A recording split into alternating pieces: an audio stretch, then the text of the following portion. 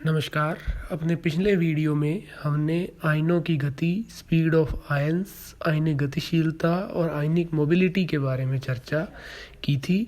इस वीडियो में हम आरेनियस का विद्युत अपघटनी वियोजन का सिद्धांत, Arrhenius theory of electrolytic dissociation, Arrhenius सिद्धांत के एडवांटेजेस और डिसएडवांटेजेस के बारे में चर्चा करेंगे। आरेनियस का विद्युत अपघटनी वियोजन का सिद्धांत, Arrhenius theory of electrolytic dissociation. Arrhenius ने सन 1887 में विद्युत अपघटनी वियोजन सिद्धांत प्रतिपादित किया, जिसके द्वारा विद्युत अपघट्यों के व्यवहार को समझाने में सहायता मिली और आधुनिक विवेचन का आधार भी तैयार हुआ। आरेनियस सिद्धांत के प्रमुख अभिग्रहित निम्नलिखित हैं। नंबर 1, जब किसी विद्युत अपघट्य को जल में घोला जाता है तो वह आवेशित कणों, जिन्हें आयन्स कहते हैं, में वियोजित हो जाता है। धनावेशित कणों को धनायन, कैटायन तथा ऋणावेशित कणों को ऋणायन या एनायंस कहते हैं।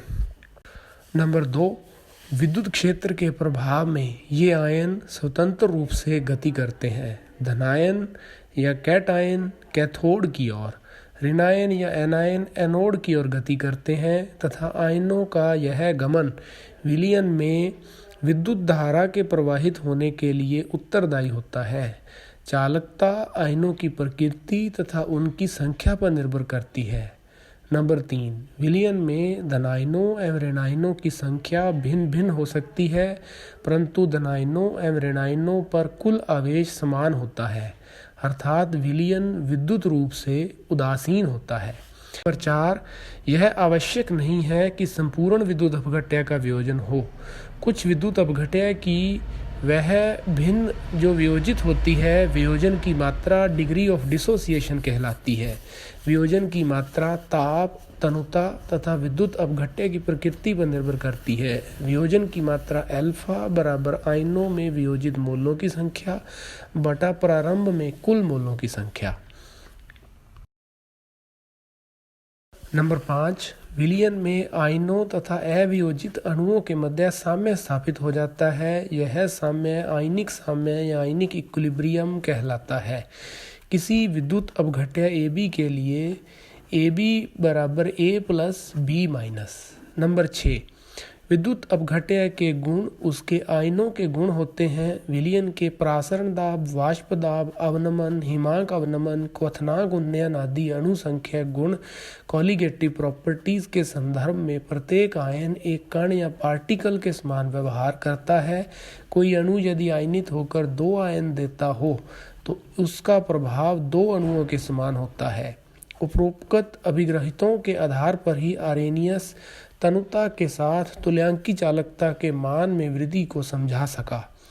वियोजन की मात्रा चूंकि तनुता अथवा सांद्रता पर निर्भर करती है, अतः तनुता के साथ विलयन में आयनों की मात्रा में भी वृद्धि होती है।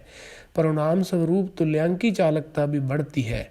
अनंत तनुता या इन्फिनिट डिल्यूशन पर विद्युत अपघट्य पूर्ण रूप से आयनित हो जाता है। फलस्वरूप तुल्यांकी चालकता भी अधिकतम हो जाती है।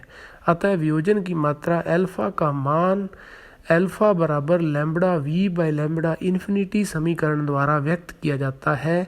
यहाँ लैम्बडा V एक विशेष तनुता V तथा लैम्बडा इन्फिनिटी अनंत तनुता पर तुल्यांकी चालकताएं हैं। अब हम आरेनियस के विद्युत अपघटनी वियोजन सिद्धांत के एडवांटेज के बारे में चर्चा करते हैं। यह सिद्धांत एसिड और बेस, अम्ल और क्षारों की प्रायोगिक व्याख्या करने में सक्षम है, अर्थात जैसे कि pH ज्ञात करना, आयनन स्थिरांक, जल अपघटन स्थिरांक, उदासीनीकरण की ऊष्मा आदि ज्ञात करना। अब हम आरेनियस के सिद्धांत की सीमाएं, लिमिटेशंस ऑफ आरेनियस थ्योरी के बारे में चर्चा करेंगे। यद्यपि आरेनियस के सिद्धांत की पुष्टि के लिए अनेक प्रमाण उपलब्ध हैं, परंतु जैसे जैसे प्रायोगिक तथ्यों का पता लगता गया, इस सिद्धांत में अनेकों विसंगतियां मिलती गई। इस प्रकार यह सिद्धांत कुछ सीमाओं में ही लागू किया जा सका। आरेनियस सिद्धांत की कुछ सीमाएं निम्न प्रकार हैं। नंबर 1, आरेनियस सिद्धांत पर आधारित ओस्टवाल्ड तनुता नियम प्रबल विद्युत अपघट्यों के लिए अपेक्षित परिणाम नहीं देता, अर्थात वियोजन स्थिरांक का मान स्थिर प्राप्त नहीं होता। HCl के वियोजन स्थिरांकों के परिकलन मान ओस्टवाल्ड नियम द्वारा सारणी में दिए गए हैं। नंबर 2, प्रबल विद्युत अपघट्यों के लिए चालकता मापन द्वारा प्राप्त अल्फा के मान वाट हाफ गुणांक आयोटा या आई द्वारा प्राप्त अल्फा के मानों के समान नहीं पाए जाते। नंबर 3, KCl, NaOH, NaCl आदि प्रबल विद्युत अपघट्य पिघली हुई अवस्था में भी विद्युत के सुचालक होते हैं। इससे इस बात की पुष्टि होती है कि वियोजन जल की अनुपस्थिति में भी संभव है, जबकि यह सिद्धांत केवल और केवल पानी में ही प्रायोगिक व्याख्या करता है, अन्य विलायकों में नहीं करता।